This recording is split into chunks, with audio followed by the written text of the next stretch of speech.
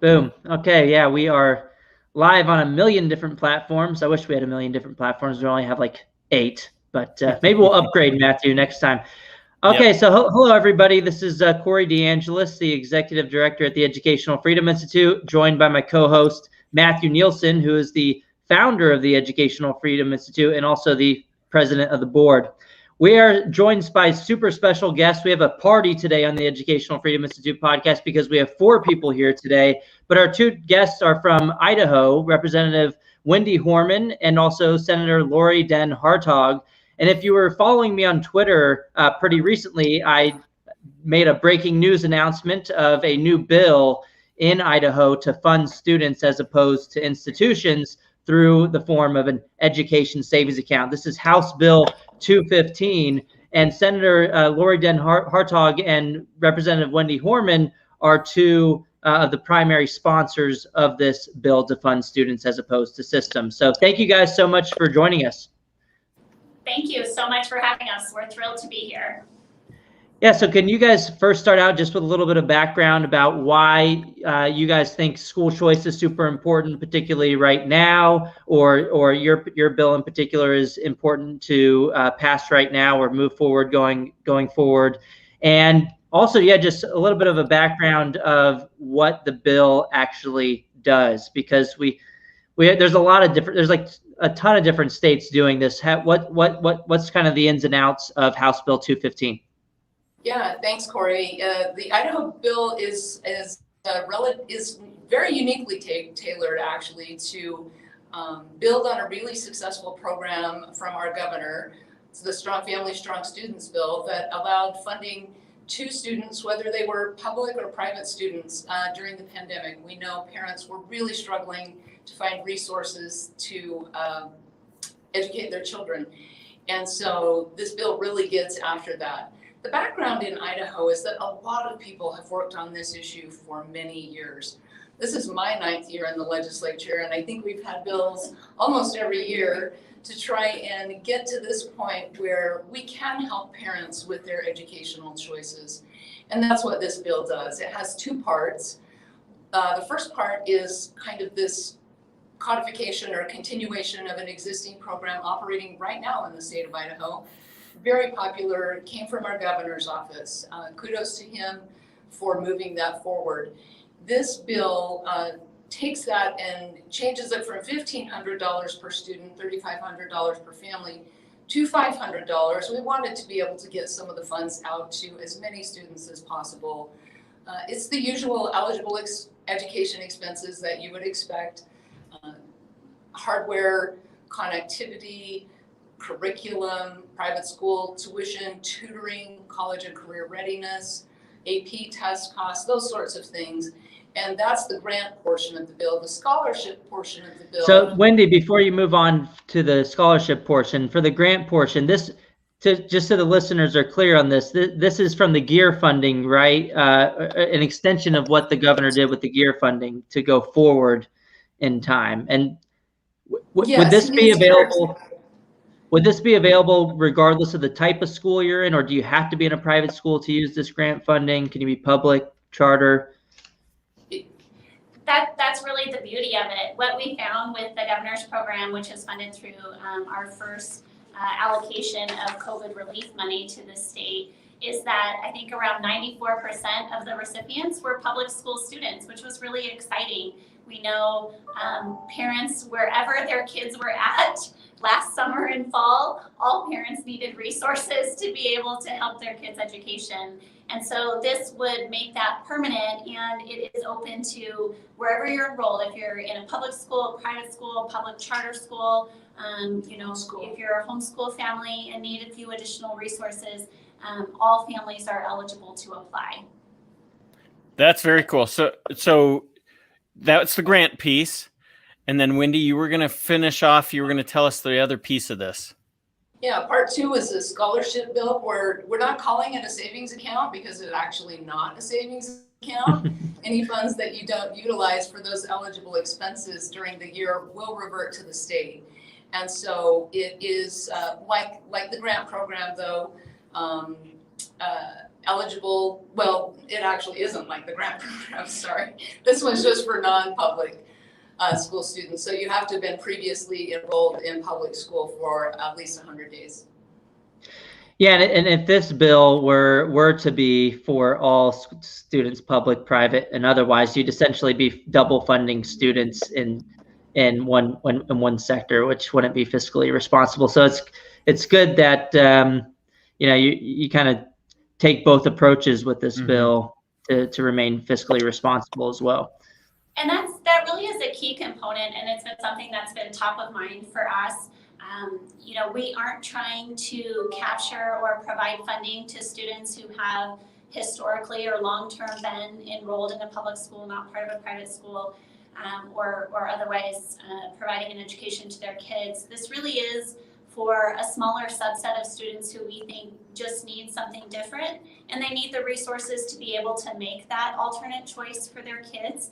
And that really is what that scholarship portion is all about. So, we think the majority of families, again, once we kind of get through and beyond the pandemic, are going to want to stay in their public schools and support their local public schools.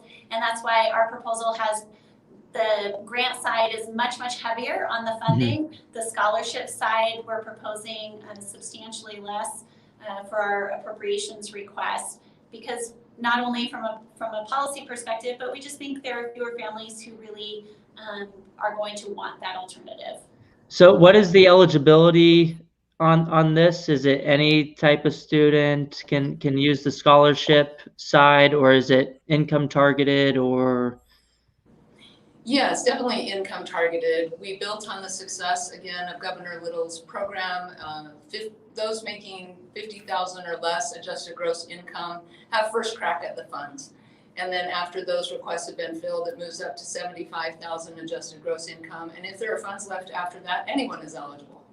Okay, cool. So it's kind of targeted for preferences, but it's also universal in a sense that it allows other families to access as well if there's leftover funds. So that's cool that it incorporates both kind of schools of thought when it comes to this particular program. So look, I think a lot of our listeners kind of understand the education scholarship account type of thing where the money follows the child.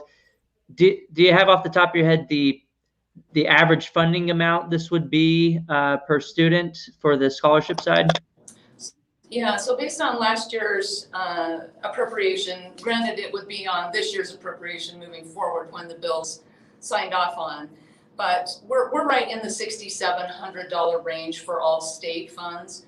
So this would be a scholarship of about $6,000 for families, which is going to give them a lot of options. Yeah, that's significant. That's great. Yeah, so this all sounds great for the people using the program, but there was a piece in one of your Idaho newspapers, either today or pretty recently, that kind of repeated the same union talking point that we've heard over and over again in so many of the states this year, is that this program is taking away money from the public schools. What do you guys think about that type of response? It couldn't be further from the truth, is what we would like to say. This is carefully crafted, not only for the maximum benefit of students, but what we believe really has viability moving forward through this political process. And so again, our budget request and the structure of the program doesn't touch our existing public education budget in the state. We are proposing new ongoing funds, new revenue, and hopefully getting some one-time money from the federal CARES relief money.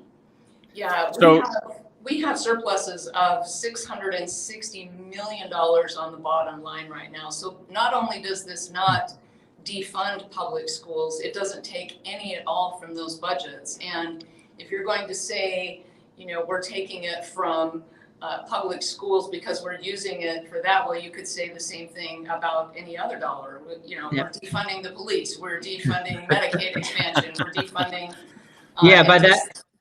By that logic, the schools are defunding the police because the school money could have went to the police, and then the police funding is defunding the schools because, well, in theory, all that money could have went to the schools.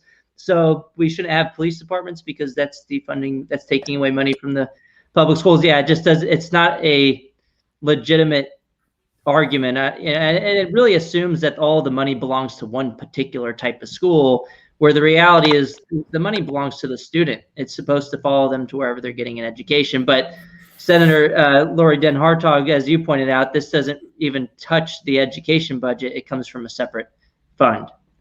And we've been really honest about, this is education funding. This is an investment in education. It's just a different way to invest. It's directing the investment directly through the parents and families to the benefit of their individual students.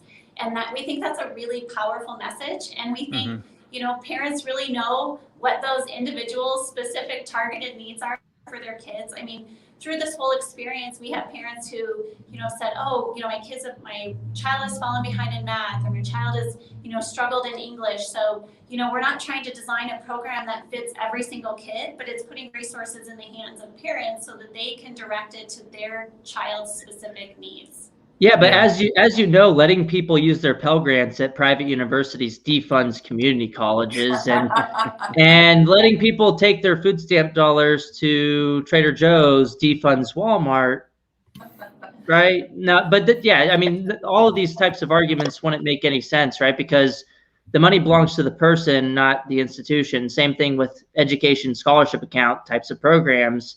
The money just follows the student to wherever they're getting an education. So, we think this is going to be a tremendous benefit to the system as well as the students and families, because as we know, teachers and systems are struggling to help students catch up on where they might otherwise have been if not for COVID-19. So we do see this as a tremendous benefit to teachers and to the systems where the students are, wherever they are. That's great. And this is only tied to the state share of the funding formula, right? Not the local revenues.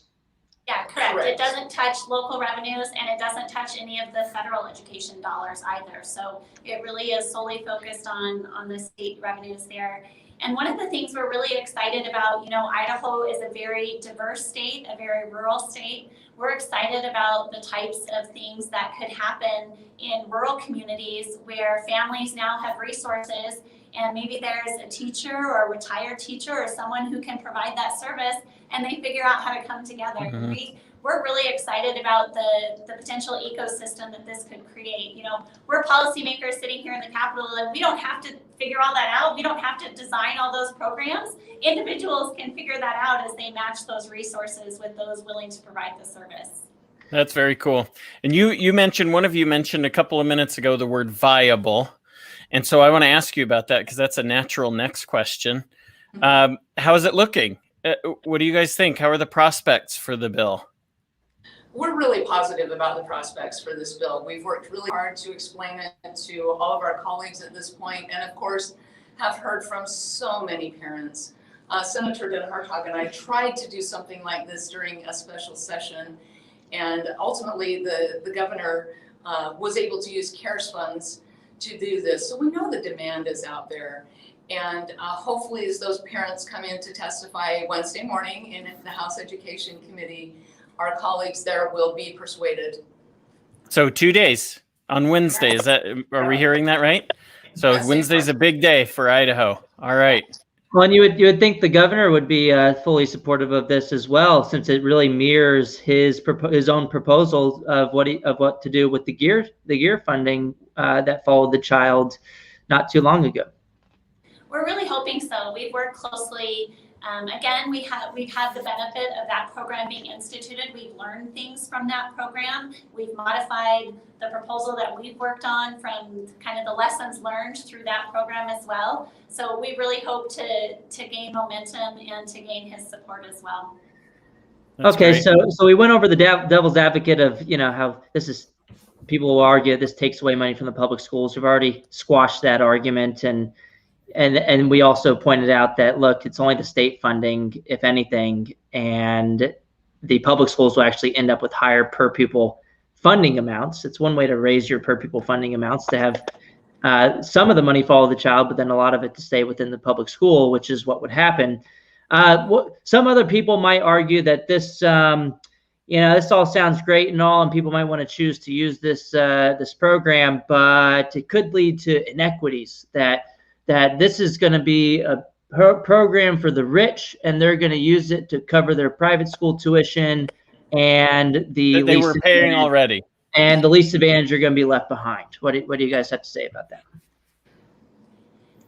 Absolutely not. I mean, again, that's why we targeted the program to anyone could apply, but the kids we hope that need it the most are those in those lower income brackets. And that's again why the legislation is drafted the way that it is, that those in the lower income brackets. And we saw that again in the governor's program, that the demand was really high. And in fact, many of our local school districts were great partners in advocating and helping parents apply for those funds, and families that might normally have a harder time trying to navigate the system or navigate an application process like that.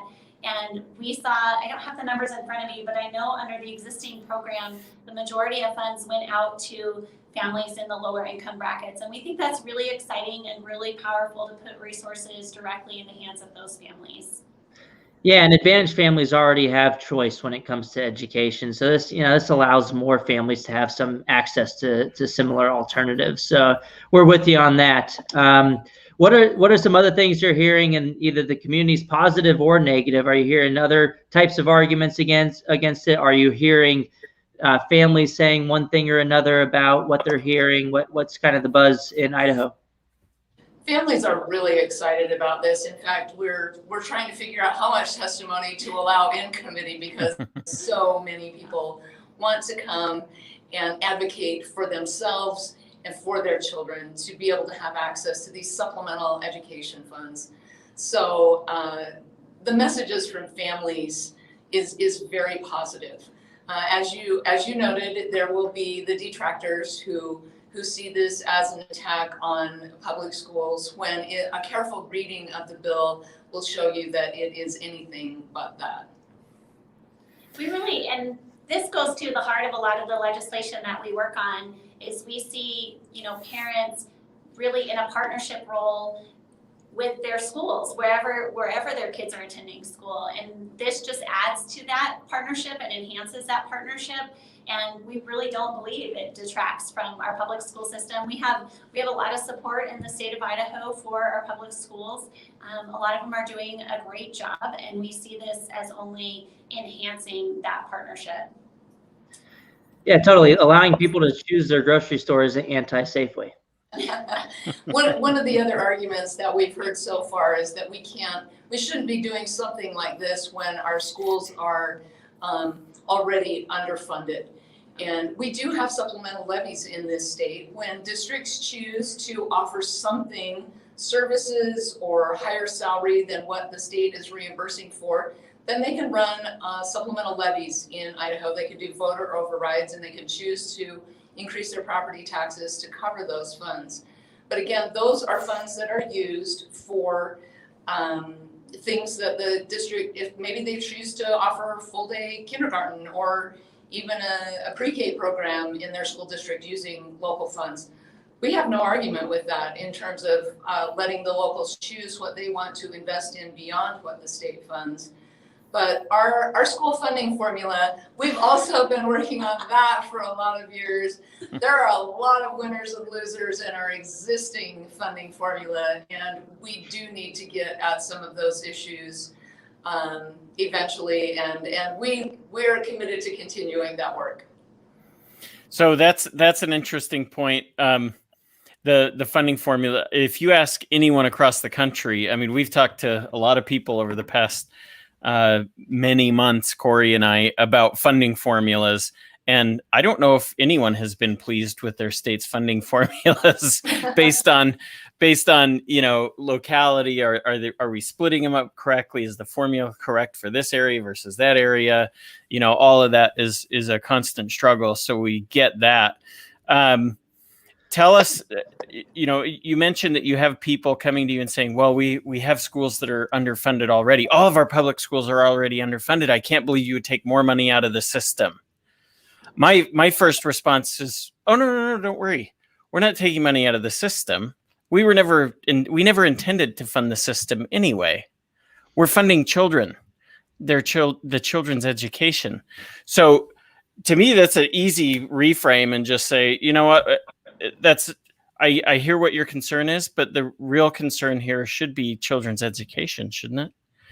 So tell us about that. Yeah, we've tried to get our funding formula to one that is focused on students. Idaho still has a 26-year-old resource allocation formula where the state says, thou shalt have this many teachers in this setting and this age. And it's really, it was great in 1994, not great in 2021. And until we can really get to a formula where the locals have complete control over how those funds are used at the local level, it's problematic. And there are issues.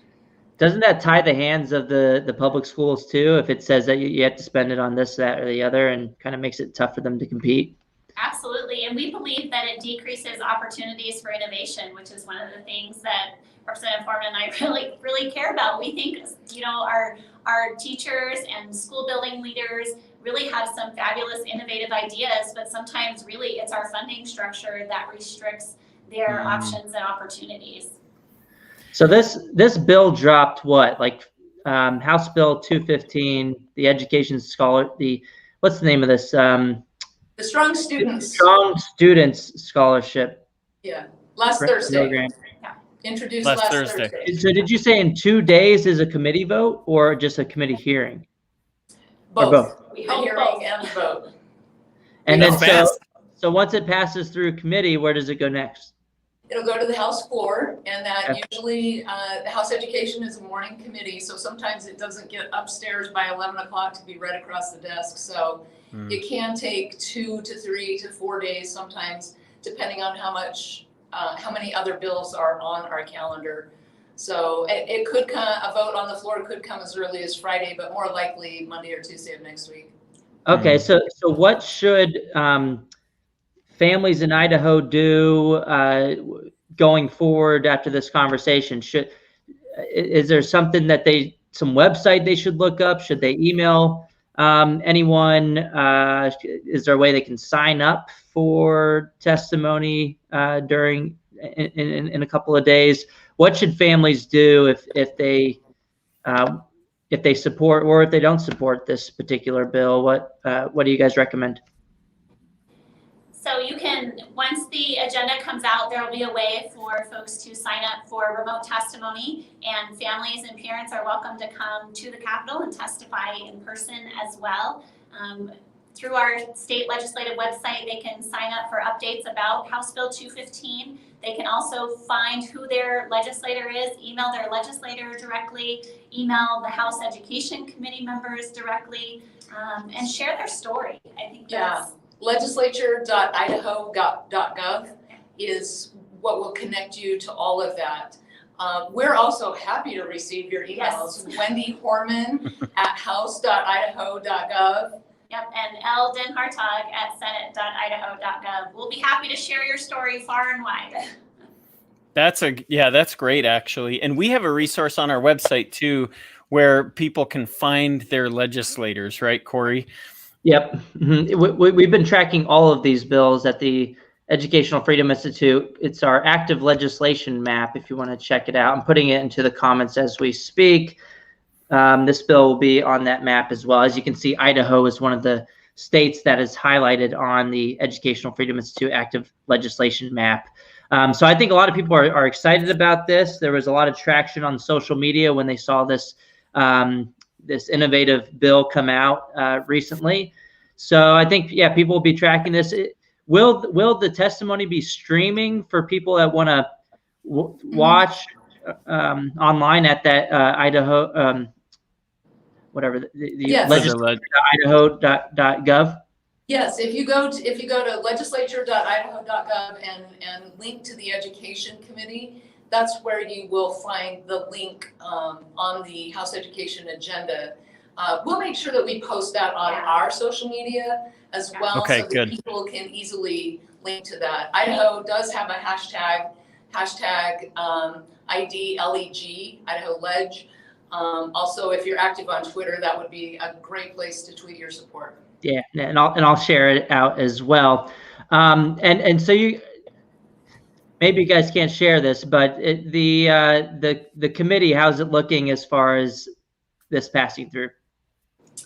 They're strong. We expect strong support in the House Education Committee. There's a lot of members on there who have links to the public school system, but also recognize that parents need other options in the times that we're in right now. And so, so far things are looking great. Good. That's Good great. to hear. Is there anything else you want to leave the listeners with? Either some details we might have left out, or what the main takeaway you guys want our listeners to come away with? I think the main takeaway is we really care about students and we really care about what's best for kids. And we think, again, getting resources in the hands of parents to address their child's needs is a really powerful way to invest in education. Agreed. Awesome. All right. Thanks. Thanks so much for giving us your time to talk about the bill, House Bill 215 in Idaho, talking about this education scholarship program, and then also this grant program as well, which kind of operates like a education scholarship account. Again, for everybody listening in, our two special guests were Idaho Senator Lori Den Hartog and then Idaho Representative Wendy Horman, who are two of the main sponsors of this bill to fund students as opposed to institutions in Idaho. Make sure you guys check it out on legislature.idaho.gov. There should be a committee hearing in a couple of days. Thank you guys so much again for joining us. Thanks for having us. It's been great to be here. Yes. Thanks for all of your spreading the good news as well. We appreciate it. Yes, thank you very much. Totally. Until next time, everybody, that was this week's episode of the Educational Freedom Institute podcast.